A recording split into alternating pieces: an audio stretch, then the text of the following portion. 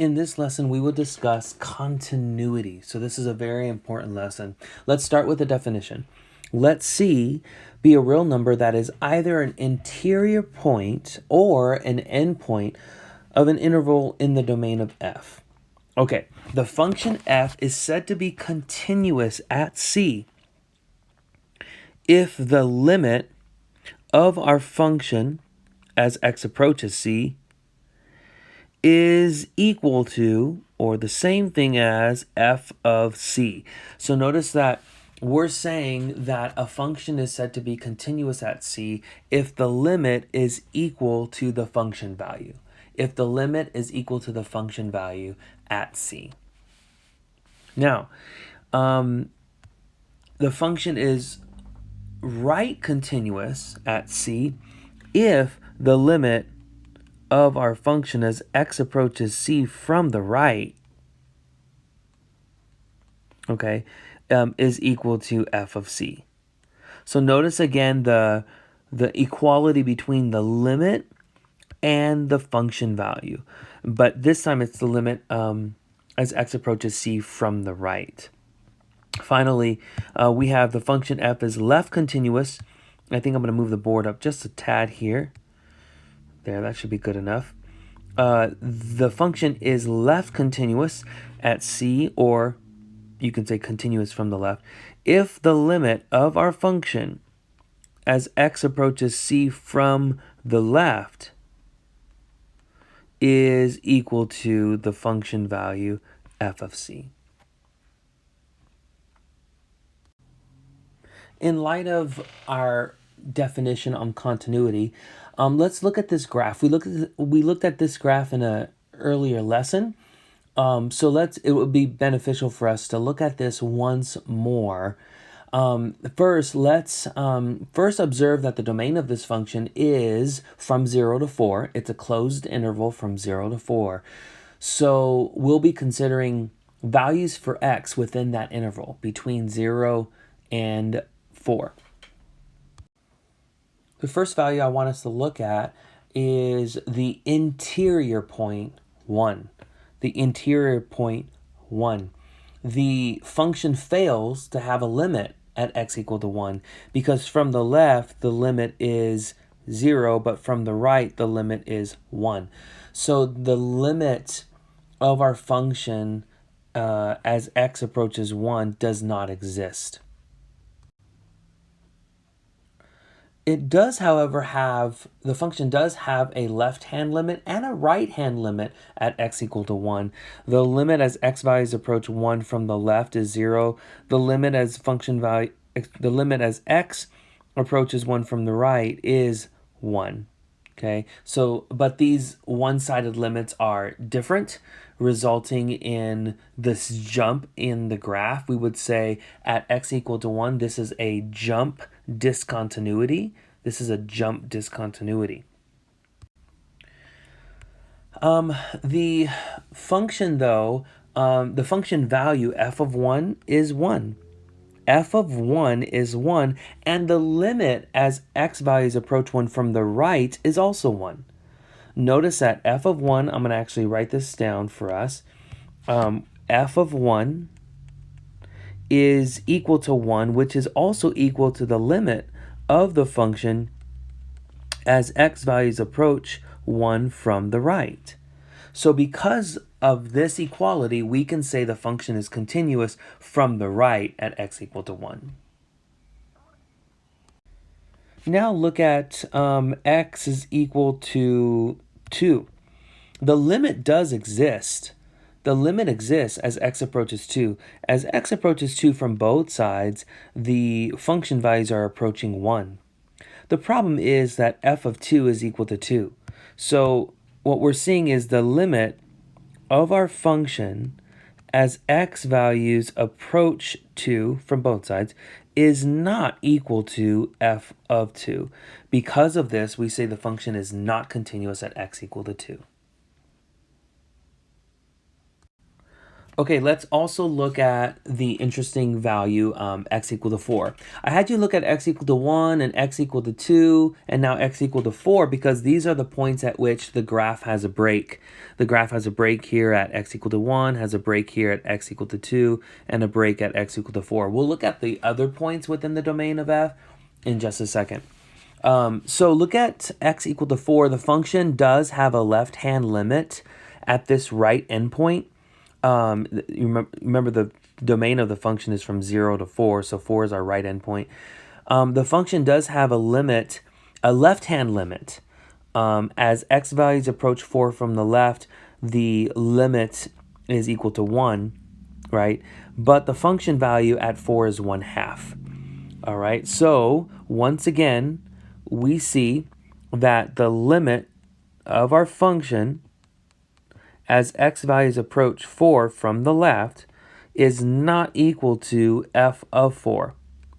So because of that, the function is not continuous from the left at x equal to 4. All right, now let's look at a value or a number at which the function does not have a break. Like for example, at 3, there's no break. Now notice at x equal to 3, the function has a limit. The limit as x values approach 3 from both sides is 2, and the function value at 3 is 2. Let me write that down. The limit of our function as x values approach 3 from both sides, of course, is equal to f of 3. Because of this equality, the function is said to be continuous at x equal to 3. Look at x equal to 0. This is the left endpoint of the domain. The function is continuous from the right at x equal to 0 because the limit as x values approach 0 from the right is 1, and f of 0 is 1 as well. So we're going to say the function is continuous from the right at x equal to 0. Let me write that down for us if I can. The limit of our function, I'm going to make that little bit neater there. That wasn't much neater. A little better. The limit of our function as x values approach 0 from the right is equal to f of 0. So because of that equality there, we're saying that the function is continuous from the right, or it is right continuous at x equal to 0. At every other number in the domain, at all other numbers in the domain, the function has a limit that's equal to the value of the function at that x value. So the function is going to be continuous everywhere else. All right, there is something called a continuity test. You can perform this continuity test. It's 3 conditions. If a function is continuous at a point x equal to c, if and only if it meets the following 3 conditions. First of all, f of c must exist. That is to say, c is in the domain of your function. Number 2, the limit must exist. The limit of f of x as x approaches c. Finally, in order for it to be continuous, and this is what you and I have been talking about, the limit must be equal to the function value. If these 3 things are true, or if these 3 things or conditions hold, then you can conclude the function is continuous at that point x equal to c. What we want to do now is we want to look at the continuity behavior of a function throughout its entire domain, not just at a single point. So now we must define what does it mean for a function to be continuous, a continuous function, not continuous at a point only, but a continuous function over its entire domain. And so what we're going to do is we're going to make a definition in a minute, and we're going to define a continuous function to be one that is continuous at every single point in its domain. To show this, let's look at this function here, f of x is equal to 1 over x. It's the reciprocal function. It's also, your most basic rational function here. Let's get the graph really quickly. So you and I know that this function is undefined at x equal to 0, right?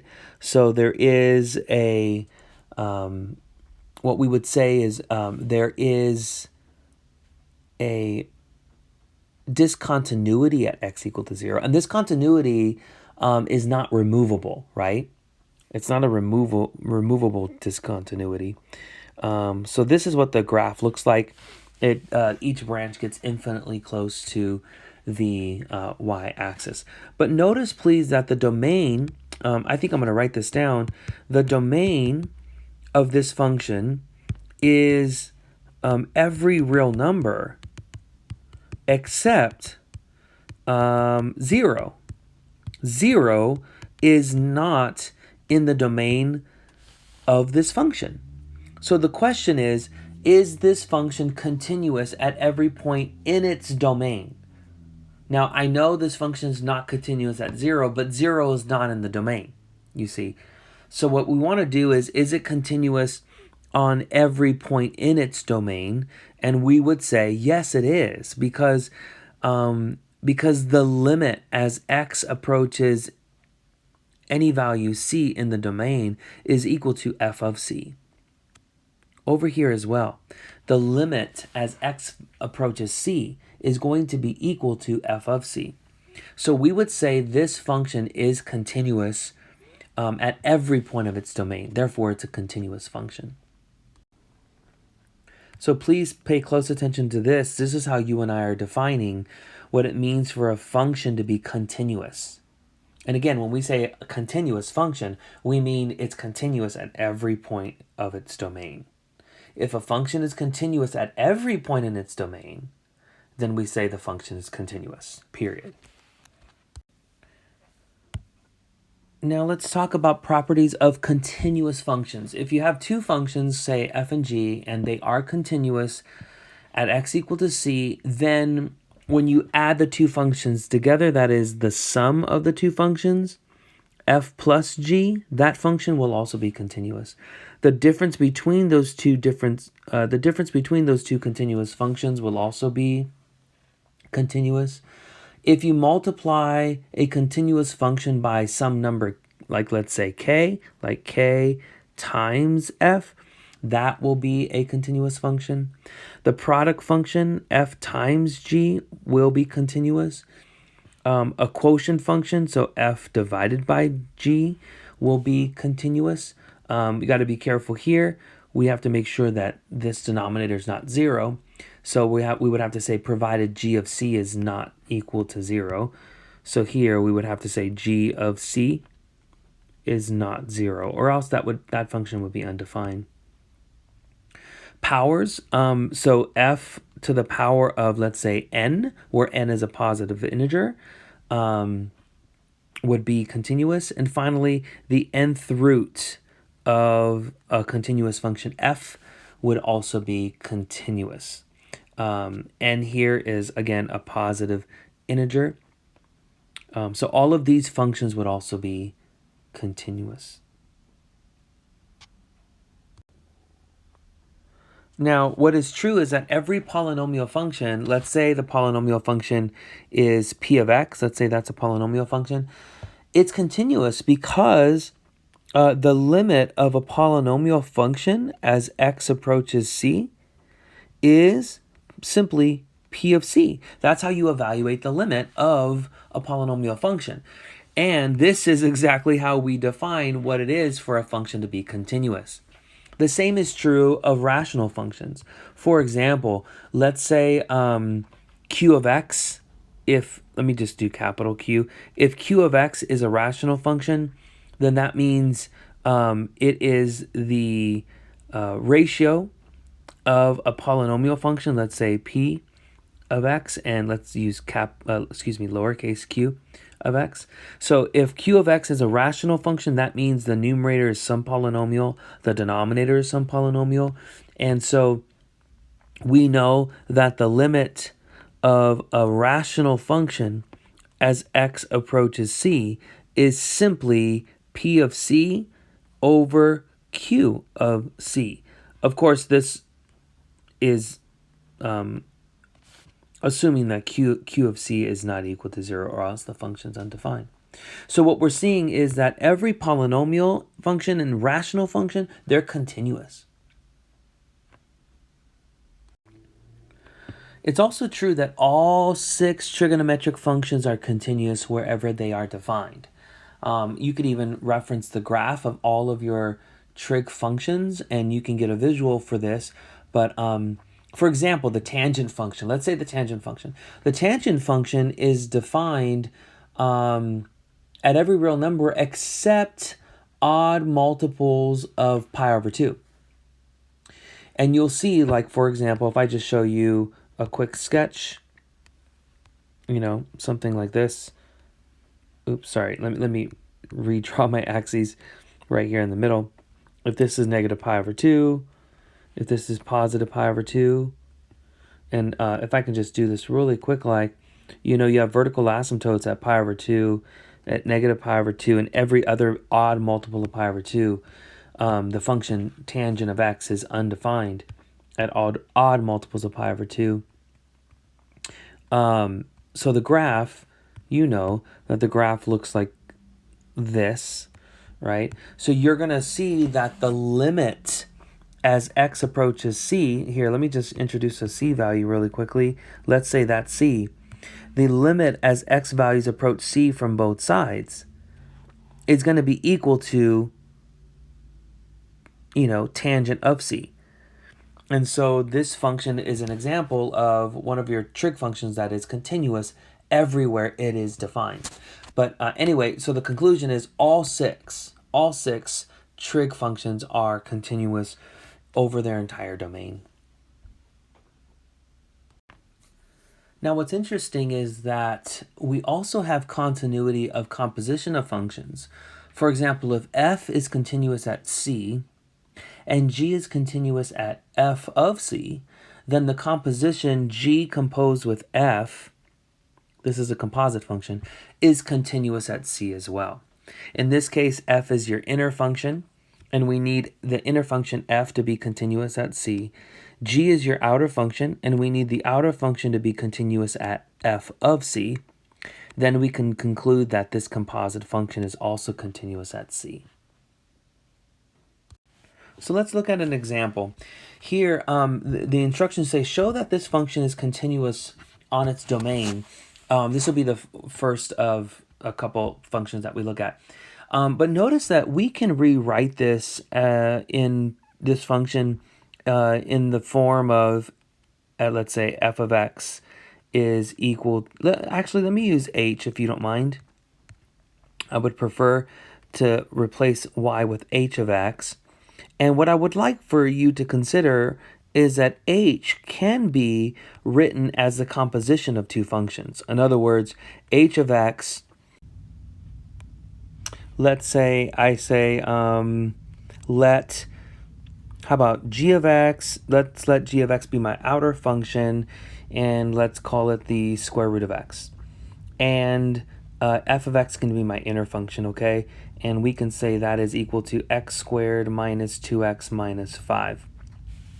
Okay, it's true, right, that g composed with f is h. Should we show that? Let's show it really quickly. H of x is indeed equal to g composed with f at x. Let's confirm that really quickly. This is by definition g of f of x. Let me scroll up here.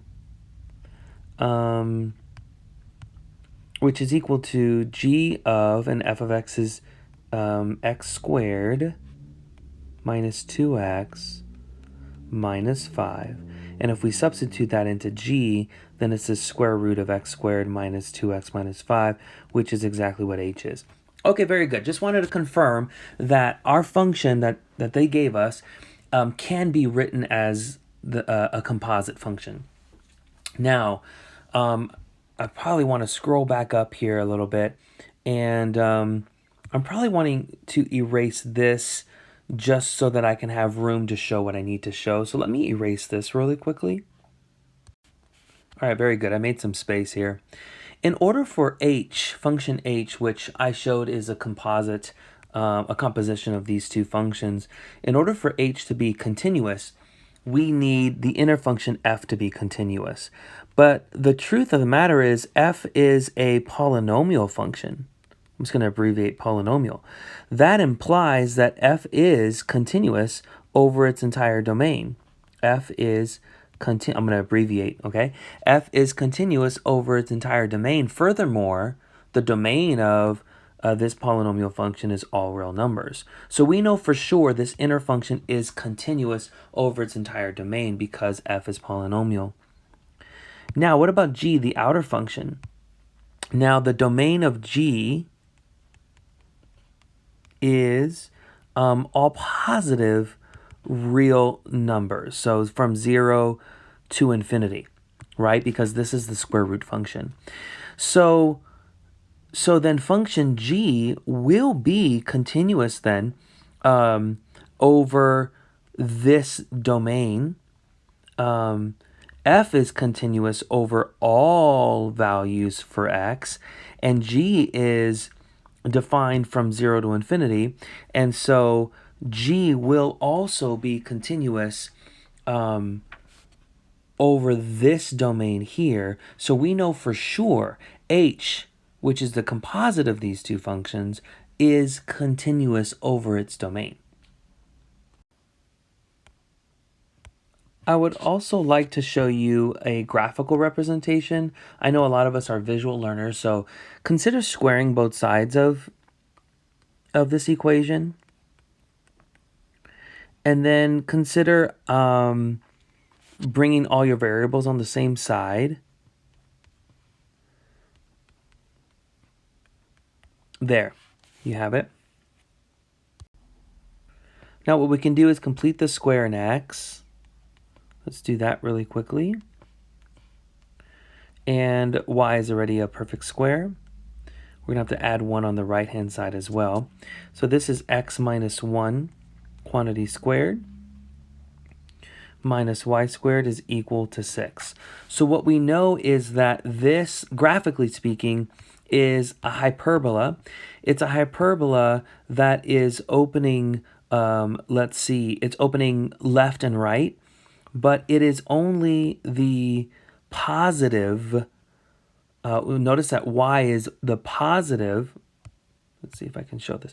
Y is the positive square root. So we want to make sure that we're only showing the portion of the hyperbola that is positive, that is above the x-axis. So then it'll be a hyperbola opening here. I'll just do a rough sketch. It'll be opening right and left. Correct, everybody? But it's only the positive portion. So really, it's only this portion and that portion. So we really are disregarding where y is negative because y is equal to the positive square root. Anyway, this is the visual representation or graphical representation for this equation. And you can see that the limit as x approaches any c value, right, is going to be equal to the function value at c. So you should hopefully see that this function is indeed continuous. How about this function? Y is equal to x to the power of 2/3 all over 1 plus x to the 4th. Is it continuous on its domain? Well, it is. And the way I would like to explain that is x, can you ignore the power of 2/3 just for a moment? Just x by itself, that's the identity function. And the identity function is a polynomial function. So it is continuous for sure. I'm talking about just x. Now, when you raise x to the 2/3, what that means is you're taking the cube root.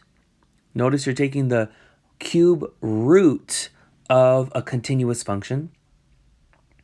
And so that's continuous because we have the properties of continuous functions. We know that if a function is continuous, then when you find the root of a continuous function, then that root function is also continuous, right?